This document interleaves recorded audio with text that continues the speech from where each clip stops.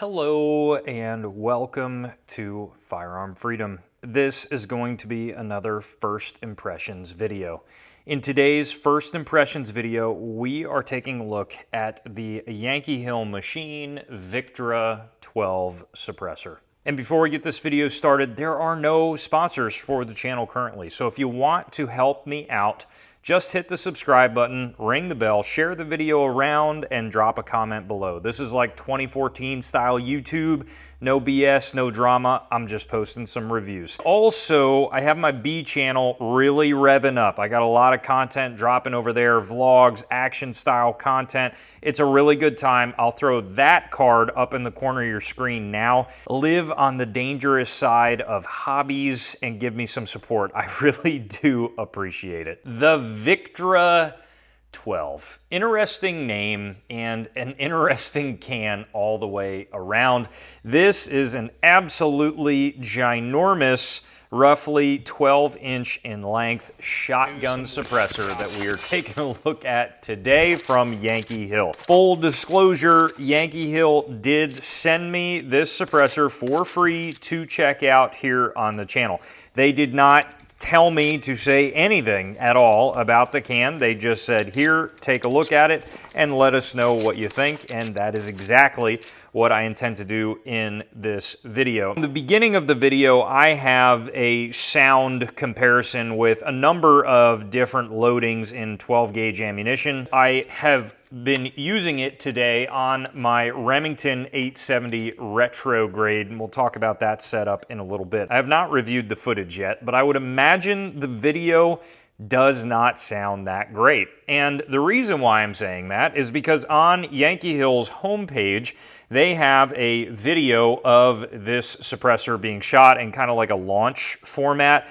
And I really wasn't that impressed from the sound on the video. I'm like, man, that kind of sounds unsuppressed. So I really didn't know what to expect. And that's kind of how it sounded to us immediately at the range. And then I took my ear pro off. And weirdly enough, zero ringing at all, like in any way, shape, or form. I'm like, maybe I'm just going deaf. And I had my buddy step in. I'm like, take a few rounds out of this and see if your ears are ringing or irritated in any way, shape, or form. And he also agreed, absolutely no ringing. And what we kind of got to the bottom of and figured out was that this really kind of feels like a flow-through suppressor almost in the way that it sounds, where downrange it sounds very loud, but at the shooter's ear it is 100% from at least my ears rating, hearing safe. And for a majority, probably about half of the range day today, I was shooting without hearing protection and had zero discomfort whatsoever.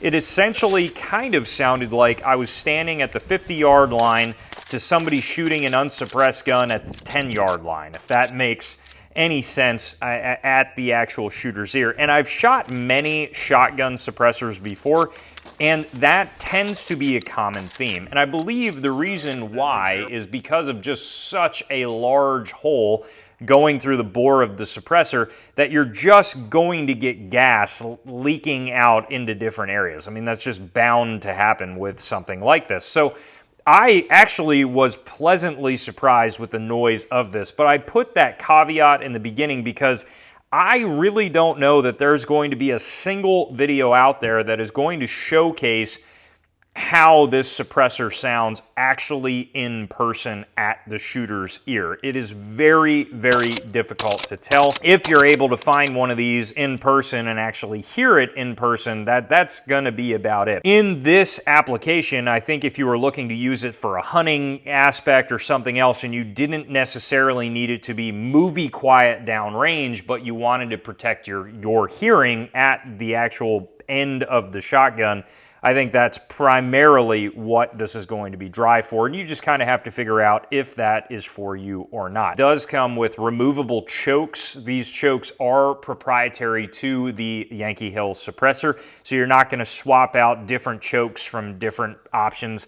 That's kind of to be expected considering that this baffle setup here is going to require a certain length of choke. So you can swap these out, but this suppressor is essentially brand new on the market, so there's not really many more of those at the moment. This is in the full 12-inch configuration, but they do have rod kits that are going to be available to shorten this suppressor to different lengths if that is what you're looking to do. The construction of the can is aluminum, and you guys know my gripes with aluminum and suppressors. Usually, I'm not a huge fan of aluminum in cans because it just has this way about noise that it doesn't sound the best. But in this case, again, I was pleasantly surprised with the way that this suppressor sounded. And because it was quieter at the shooter's ear, it made this awesome sound of the action of the shotgun really present, and it was a lot of fun to shoot on top of that. So that was, again, really cool. You can see on the back here that you have essentially a large threaded portion, and that's where your two rods are going down. They do provide you with this handy tool to mount this device or choke, whatever you want to call it, on the end of your suppressor. They are going to have a lot of options dropping relatively soon for Beretta, Benelli, Mossberg, all the good stuff. You guys can let me know in the comment section. I didn't get a chance to Google this and see if Remington choke pattern, the thread pattern itself, is similar to other options on the market, but they made the decision to get these out of the gate with a Remington thread. And I am not sure yet, again, what other shotguns that thread pitch for the choke is going to be good for, but I thought that was a little bit of an odd choice because I think, you know, a lot of folks are going to be looking at this for a hunting application. I get it, but also for kind of a fun tactical application as well, depending on your use case. I don't see a lot of like threaded from the factory Remington 870s. Hell, these days with where Remington is going, it seems that the availability on their shotguns has dropped extremely again, and I can't find them anywhere. So I don't know how many people have Remington shotguns that are actually threaded for chokes these days. If you have an 870 at all, a little bit of a side point, I was able to pick up a Carlson's barrel. They make a lot of chokes. They also make threaded Remington barrels, probably among other barrels as well. They had them in a lot of different lengths. This was the 18.5 inch, and it fit obviously perfectly on my standard Remington 870 retro grade. A little bit of a gripe here. This was like a $250 barrel, and it's made in Turkey. Like, this guaranteed probably cost Carlson like $40 to make. And yeah, needless to say, they're reaping quite a profit on that one. But the barrel was fine, and it allowed me to run this can today. Now, as far as mounting goes, you have the choke end that threads into the barrel of your shotgun, and then you have this locking collar up here. My only gripe so far about the can is that this locking collar, I wish there was a better way to do this, because essentially what you have, and this was awesome having a witness mark up here. I also use the mag tube of my shotgun, but you thread your can into place, and then once it bottoms out as much as it can while still being relatively centered on the gun, you pull up the actual collar here to lock it into place. And that did work, but man, it was coming loose throughout the day. So there was a pretty consistent amount of time getting this back into position and then really torquing it down with the wrench. And then after really letting it rip a few times, a few different mag tubes, it would start to kind of just loosen over time. So that's just something to note.